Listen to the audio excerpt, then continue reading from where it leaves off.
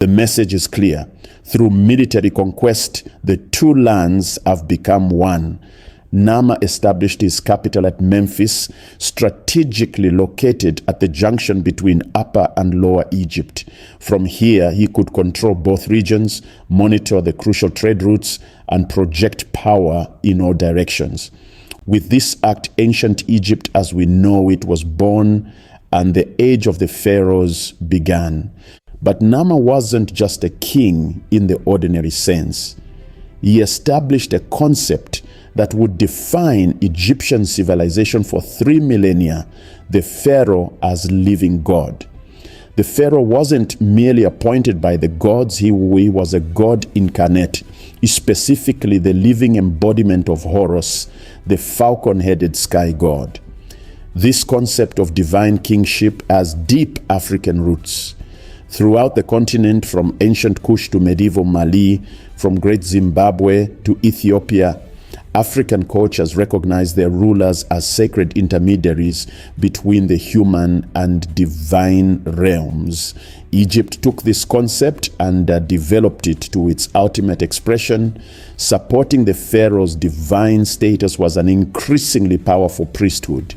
These weren't simple religious officials. They were scholars, astronomers, mathematicians, and keepers of sacred knowledge. They interpreted the will of the gods, performed complex rituals, and advised the pharaoh on matters of state. The most important priests served in the temples of major deities like Ra, the sun god, Osiris, the god of the afterlife, and Ta, the creator god. But every nome, every town, every village had its local deities and local priests. Religion permeated every aspect of Egyptian life, from the grandest state ceremony to the humblest farming ritual. Behind every great pharaoh stood brilliant architects and engineers. Men like Imhotep, who would later serve Pharaoh Djoser in the 3rd dynasty, represented a class of highly educated, highly skilled professionals who turned royal visions into stone reality. These architects understood geometry, astronomy, materials, science, and logistics. They commanded vast workforces, organized supply chains stretching hundreds of miles, and solved engineering problems that still impress us today. They were the unsung heroes of Egypt's golden age. Perhaps no group was more important to Egyptian civilization than the scribes. In a society where literacy was rare, scribes held enormous power. They recorded royal decrees, calculated taxes, documented legal proceedings, copied religious texts, and maintained the historical records that allow us to know this story today. Becoming a scribe required years of training, learning thousands of hieroglyphic symbols, mastering several scripts, and understanding mathematics, law, and religious texts. But the reward was significant. Scribes could rise to positions of great authority regardless of their birth status. It was one of the few paths to social mobility in ancient Egypt. But Egypt's greatness wasn't built by pharaohs, priests, and scribes alone. It was built by millions of ordinary people, farmers who worked the fields, craftsmen who created beautiful objects, soldiers who defended the borders, sailors who navigated the Nile, and laborers who built the monuments. Recent archaeological work has revealed that these weren't slaves, as Hollywood would have us believe. They were paid workers, often organized into specialized teams with housing, food rations, and even medical care provided. They took pride in their work, leaving behind graffiti marking their team's accomplishments. We must also recognize the crucial role of Nubia in Egypt's development. Nubians weren't just neighbors or conquered peoples. They were partners, rivals, sometimes rulers, and always an integral part of Egypt's story. Nubian kingdoms had their own pharaohs, their own pyramids, their own sophisticated culture. At times, Nubian pharaohs ruled Egypt itself, particularly during the 25th dynasty. The relationship between Egypt and Nubia was complex, but fundamentally, it was a relationship between African siblings, not between Europe and Africa, as later colonial narratives would suggest. With Nama's conquest around 3100 BCE, Egypt entered the dynastic period. The first dynasty established Memphis as the administrative capital and began the process of integrating two very different regions into a cohesive state. This wasn't easy. For generations after unification, tensions remained between Upper and Lower Egypt. Early pharaohs spent much of their energy balancing competing interests, suppressing rebellions, and creating new traditions that could unite both regions under a shared identity. The double crown, combining the white crown of Upper Egypt and the red crown of Lower Egypt, became the ultimate symbol of unified rule. Royal titulary became increasingly complex, with pharaohs taking on multiple names reflecting their dominion over both lands. The early pharaohs established their primary burial ground at Abydos in Upper Egypt, a site that would remain sacred throughout Egyptian history. These early royal tombs were impressive structures, though modest compared to what would come later.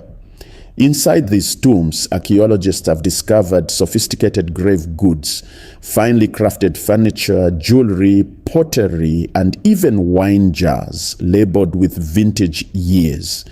This was a civilization already developing complex industries, trade networks, and a refined aesthetic sense. Disturbingly, evidence from First Dynasty tombs suggests that royal burials included human sacrifice, with servants killed to accompany the pharaoh into the afterlife. This practice, found in several early African kingdoms, would eventually be abandoned in favor of symbolic servant figures called Ushabti. The Second Dynasty and internal conflict. The Second Dynasty was marked by internal religious and political conflict. Some pharaohs of this period took names associated with Set, the god of chaos and the desert, rather than Horus, suggesting a power struggle between different factions or regions. Archaeological evidence shows that several Second Dynasty pharaohs faced serious rebellions.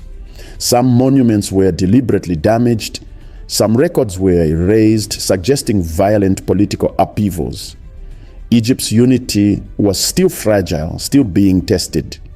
The last pharaoh of the Second Dynasty, Khasekhemwy, managed to restore unity, taking a name that meant the two powers appear.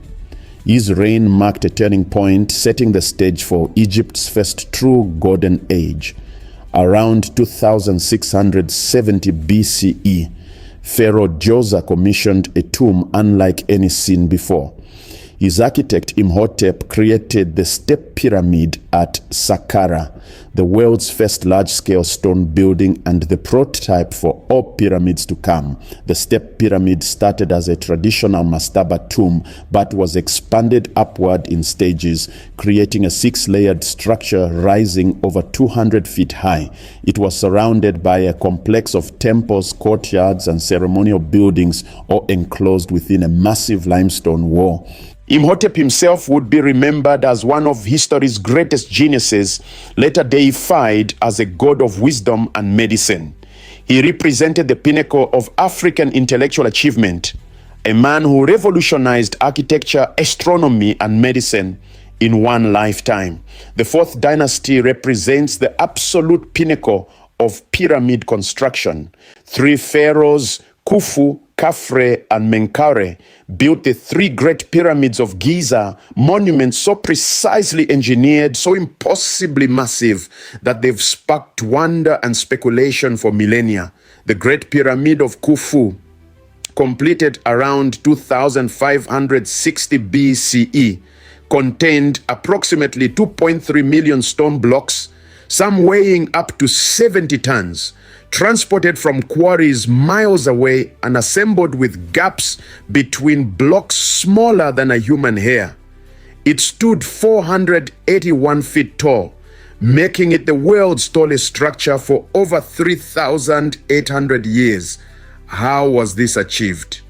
Recent archaeological discoveries suggest a combination of methods: ramps, both straight and spiral, water channels for lubrication, teams of workers organized with military precision, and possibly technologies we've yet to fully understand.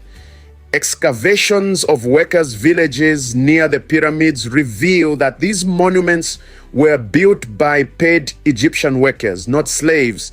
They lived in organized towns, received regular food rations, including meat and beer, and had access to medical care. Graffiti left by work gangs shows pride in their labor, with teams competing for prestige. The Great Sphinx, likely built during Khafre's reign, adds another layer of mystery. This colossal limestone statue with a human head and lion's body has sparked endless debate about its age, purpose, and symbolism. Some evidence suggests it might be even older than the pyramids themselves, possibly carved from a natural limestone outcrop in pre-dynastic times.